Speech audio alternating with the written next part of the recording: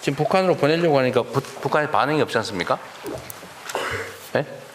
그런데 이거를 일부 주장에 의하면 남북 간 협의에 의해서 보내는 건 어려우니까 그냥 여권 만들어줘서 본인 능력껏 북한으로 가라고 하는 게 어떻겠냐는 얘기가 있더라고요. 그러니까 여권 만들어줘서 그분이 중국 가가지고 평양 가는 비행기 타고 들어가라. 본인 가고 싶은 대로. 라는 얘기에 대한 판단, 평가는 어떻습니까? 그런 단계에 있습니다. 지금. 아, 그래요? 예를 들면 이제 심양으로 가서. 네. 문제는 이제 북이 받아줘야 되는데. 그건 본인들이 감수해야죠. 우리는 예. 보내주면 되고 북한으로 못 가서 되돌아오는 건 어쩔 수 없잖아요. 예. 그거 추진하는 단계입니다. 아, 예. 굳이 뭐 북한이 반응을 하든 안 하든 본인들이 지금 사실은 나이도 엄청 많아서 오늘 내일 하시는 분들이잖아요, 다. 예. 안학섭 선생 같은 경우는 95세입니다. 예. 어쨌든 뭐 자기 고향으로 돌아가겠다는데 우리로서는 막지 않고 갈 수 있는 길을 열어주는 걸로 예. 북한과 협의해서 판문점에서 넘겨주면 제일 좋긴 한데 반응이 없으니까 그렇게라도 해서 보내드리는 게 좋을 것 같아요. 우리 정부 방침입니다. 네, 인도적 차원에서. 그리고 납북자, 억류자, 그다음에 국군포로 등등에 대해서도 우리가 지속적으로 계속 송환 추진을 하고는 있는데 이게 북한의 반응이 거의 없는, 그리고 남북 대화가 되고 있을 때도 여기에 대해서는 거의 반응을 하지 않았던 사안이죠. 네, 이 납북자 송환 문제. 지금은 대화 루트도 끊어졌으니까 뭐 할 수 있는 게 없네요. 현재로서는 없습니다. 국실장 답변하라고 그랬는데 왜 아무도 얘기를 안 해? 장관님이 넘겨줘야 할 모양인데. 그리고 아까 어디 자료에 있던가 평화 통일에 관한 교육법을 개정을 하겠다 이런 내용이 어디 있었거든요. 그런 법이 있어요? 개정하겠다고 하는 건 이미 그 법이 있다는 뜻인데. 사회적 대화를 지원 근거법을 만들자는 얘기입니다. 개정이라고 써져 있었던 것 같은데.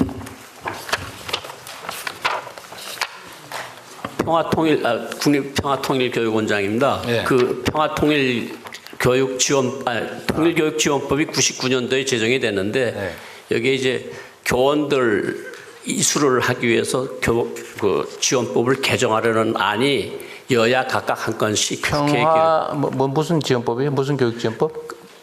통일교육지원법입니다. 통일교육지원법. 예예. 그 법의 핵심 내용은 뭐예요? 그러니까 전 국민에게 교육을 지원한다 그 뜻일 텐데 예. 누가 누구를 교육하는 걸 지원한다는 거예요? 통일부가 전 국민을 상대로 통일교육을 하도록 지원하는 법이 99년도에 만들어졌습니다. 그랬어요? 예. 근데 실제로 해요? 실제로 하고 있습니다. 지난해 저희들이 89만 명을 교육을 했습니다. 그래요? 근데 왜 이렇게 통일에 대한 관념이나 이런 게 이렇게 왜 그게 뭐 남북 긴장 관계도 있고 그 동안에 또 안보 중심의 교육 또 일방적 주입 방식 교육들 이런 것들이 좀 영향을 미친 것 같습니다. 평화와 통일에 관한 인식 개선 교육은 필요한 일인 것 같고 좀 확대를 대폭 하는 게 좋겠습니다. 예, 알겠습니다. 네. 북한 자료를 개방하고 아무나 접근할 수 있게 해주자. 지금도 이거 보면은 국가보안법 위반으로 처벌합니까? 예, 통일부 평화기록실장입니다. 네. 현재 대부분 판례로 단순 열람은 처벌 대상이 되지는 않습니다. 아, 그래요? 옛날에는 뭐 이런 거 가지고 있기만 해도 처벌했잖아요. 소지죄. 예, 그렇습니다. 이거를 이제 공개를 하자 그러면은 대한민국을 뭐 빨갱이 세상 만들자는 거냐, 그리고 엄청난 정치적 공격이 생길 것 같은데 어떠세요? 이 사실 통일부 평화기록실장입니다. 노동신문을 예로 들어서 말씀드리겠습니다. 네. 현행법 체계상에서는 일반 국민이나 연구자들이 노동신문을 실시간으로 접근할 수 있는 방법 자체가 없습니다. 그럼에도 불구하고 오늘 이 순간에도 매일 아침에 많은 언론인들이 노동신문을 인용해서 기사를 쓰고 있고 많은 연구자들이 노동신문을 인용해서 연구를 하고 있습니다. 그러게요.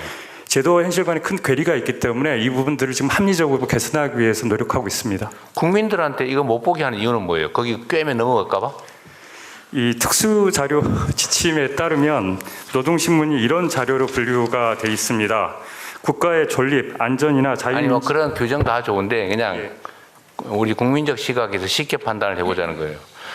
북한 노동신문을 국민들한테 못 보게 막는 이유는 그냥 뭐예요? 국민들이 그 저기 선전전에 넘어가서 빨갱이 될까 봐?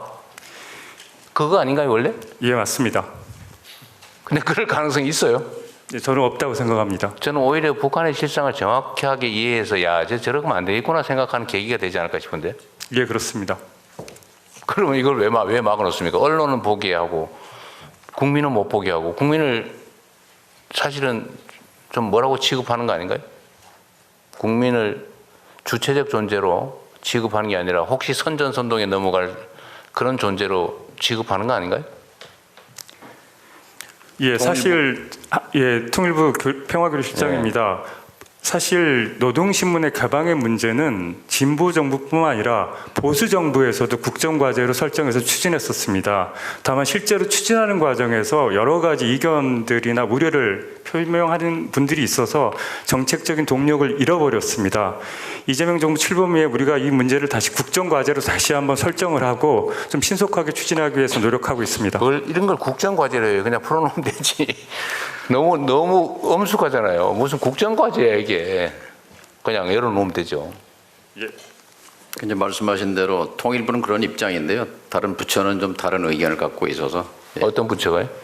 뭐 국정원이라든지 뭐 법무부 같은 데서는 국정원이 반대할 거. 자기들만 보겠다. 그게 국정원법에 근거한 특수자료 지침에 의해서 묶어놨습니다. 그걸 개정해 줘야 국정원 정도는 이런 걸 봐도 안 넘어가는데 우리 국민들은 이런 거 보면 홀딱 넘어가가지고 빨갱이가 되지 않을까, 종북주의자가 되지 않을까 걱정하는 거죠. 그렇죠. 이건 정말 문제입니다. 우리 국민을 믿어야죠. 국민들의 의식 수준을 너무 폄하하는 거죠. 이거는 뭐 원칙대로 좀 하면 좋겠어요. 네. 그 다음에 이거 저 비공개로 얘기해야 될 것들이 몇 개 있죠. 네. 나머지는 비공개 때 할까요? 이렇게 하고 남북교류협력지원협회 어디 누구세요? 예. 남북교류협력지원협회 정답입니다. 그러시군요. 여기도 재원이 뭐예요? 남북협력기금. 기금이에요. 네. 남북협력기금은 지금 얼마 있어요? 전에 보니까 한 1조 원쯤 된다고 그랬는데. 예, 1조 원 정도 되는 걸로 알고 있고 내년 예산 1조입니다. 네, 1조니에요.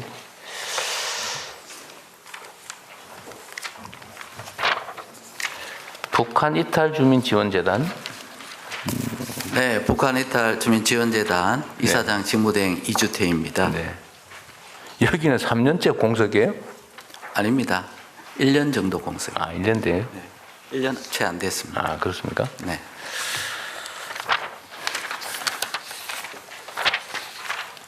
여기 뭐 기관명이 명확한 대로 이탈 주민 지원 업무를 하는 모양이죠. 네, 그렇습니다.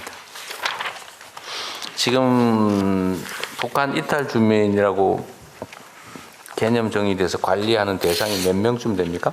지금 북한 이탈 주민 입국자 수는 34,500명입니다. 네. 그런데 이제 현재 한국에 국내에 거주하는 북한 이탈 주민은 약 31,000명 정도로. 지금 우리나라로 왔다가 되돌아간 사람도 꽤 있죠. 네, 그렇습니다. 혹시 얼마쯤 되는지 얘기해도 돼요? 6명 정도로 제가 알고 있습니다. 6명밖에 안 돼요? 공식적으로 확인, 물론 비공식 저희들이 알지 못하는 그런 경우도 있을 수 있습니다. 탈북민들도 자유롭게 해외에 나갈 수가 있거든요. 그런데 이제 우리가 파악하는 숫자는 북한에서 이제 남한에서 다시 돌아왔다 이렇게 선전하는 그런 숫자를 보고 파악하는 걸로 알고 있습니다. 아마 통일부에서 더 정확하게 알고 있을 것 같습니다. 사회문화협력국장 이승신 보고드리겠습니다. 네. 저희가 파악한 바로는 제 입국자가 총 31명 있는 걸로 알고 있습니다. 생각만큼 많지 않네요. 중국으로 가 있는 사람도 꽤 있다고 하는 것 같은데 그건 모르세요? 북한까지는 안 가고 우리나라에 와 있다가 중국으로 가 있는 사람들도 꽤 있다고 하던데 혹시 뭐 그런 통계 있어요? 예, 그 중국에 가 있어서 그 사람들이 북한으로 가려고 하는 사람인지는 알수 파악이 없고. 안 될 것 같습니다. 중국이 아닌 사람들은 얼마쯤 될까요? 우리가 어쨌든 3만 몇천 명이 탈북민이라는 카테고리로 우리가 파악하고 있잖아요. 네. 그 사람들이 다 국내에 남아 있지는 않을 거고 일본은 네, 어쨌든 그렇습니다. 북한으로 가는 게 한 30명 된다는 거고 국내를 벗어나서 다시 대한민국을 벗어난 사람이 얼마나 될까? 아, 그 숫자는 아마 사회문화 통일부에서 정확히 협력국장이 보고 드리겠습니다. 저희가 확인한 바로는 최근에 실태 조사한 거에 따르면 거주 불명이 462명이 있는데요. 네. 그중에 국내에 있는지가 불명확한? 네네네. 그중에 해외로 간 분이 327명으로 지금 저희가 파악을 하고 있습니다. 알겠습니다. 예. 그냥 개인적인 호기심입니다. DMZ법 이건 나중에 얘기해야 될 것 같고. 네. 공개 논의는 혹시 뭐 총리 하실 말씀 하시죠? 두 가지만 좀. 비공개 논의는 좀 이따 하고. 통일부 장관님, 예. 그 북향민 자살이 지금 보니까 10만 명당 숫자가 우리 일반 내국인에 비해서 2배라 그러는데 저희가 지금 자살 관련한 정책을 좀 집중적으로 준비하고 있지 않습니까? 본부도 만들고 하는데 저희 생각을 못했는데 통일부에서 판단하셔서 통일부나 아니면은 그 관련 재단에서 이 정책 자살 관련 대책 정책을 할 때 거기도 좀 파견을 해서 논의를 했으면 좋겠습니다. 구체적으로 어떻게 대응하실 것인지도 생각 좀 하셔가지고요. 그리고 외교부에서 보니까 아까 CPTPP 얘기 나오는데 일본하고 관계를 강화하는 저희가 이제 문제의식이 있지 않습니까? 그래서 경제문화 교류를 확대하는 이런 차원의 논의가 되고 있는데 실제로는 CPTPP가 여러 가지 이유상 잘 진전이 바로 안 될 걸로 예상되는 게 또 현실적인 측면이 있잖아요. 국내적인 제약 요인을 말씀하시는 그렇죠. 네. 국내적인. 그래서 CPTPP가 한일 관계의 강화의 요구가 현실적으로 필요도 하고 또 특히나 젊은 세대에 있어서는 과거보다 좀 걸림돌도 낮아지고 심리적으로 그 강화되고는 있지만 CPTPP가 당장 진행될 것이라고 보기 좀 어려운 면이 있는데 제가 말씀드리려고 하는 것은 한일 관계의 경제 문화 교류를 높이는 것이 종래의 FTA나 CPTPP 말고 다른 그 어떤 좀 생각을 좀 해야 되는 거 아니냐, 프로젝트를 고민 좀 해가지고 그거는 따로 논의를 좀 해봤으면 네, 좋겠습니다. 그건 그렇게 하겠습니다. CPTPP는 사실은 일본과의 문제라기보다는 지금 WTO 체제가 완전히 이거 알고 있죠. 네. 알고 있지만 실제로는 그것까지 생각해서 일본과의 관계 속에서 주로 걸려 있지 않습니까? 네. 농수산물 때문에. 예. 그래서 말씀드리는 겁니다. 네네. 총리께서 말씀하신 북향민 자살자 숫자는 우리 국민은 10만 명당 26명인데 탈북민, 북향민은 54명입니다. 두 배더라고요. 그러니까 살기 위해서 죽을 각오를 하고 넘어왔는데 여기서 생을 마감하는 것은 너무나 비극적입니다. 근데 핵심을 따지고 보면 물론 이제 통일부가 만들고 있는 대책은 심리 상담 강화 그리고 핵심은 결국 일자리입니다. 그래서 제가 일자리, 사실은 문제 제기한 겁니다. 보니까 그래서 심리 상담만으로 해결할 문제가 아니라 우리 정부가 가지고 있는 다양한 대책 중에 그 부분이 딱 대상이 보이는 것이어서 예. 조금 좁혀서 접근을 하면은 좀 해결에 도움이 되지 않을까 싶어서 그거를 대통령님께서 그 하나재단 그 공석 지적하셨는데 새로 3만 1,000명 여기 살고 있는 북향민 중에서 가장 본인들의 문제니까 그 애로사항을 잘 알겠죠. 그래서 북향민 중에서 하나재단 이사장을 지금 물색해서 인사 진행 중에 있습니다.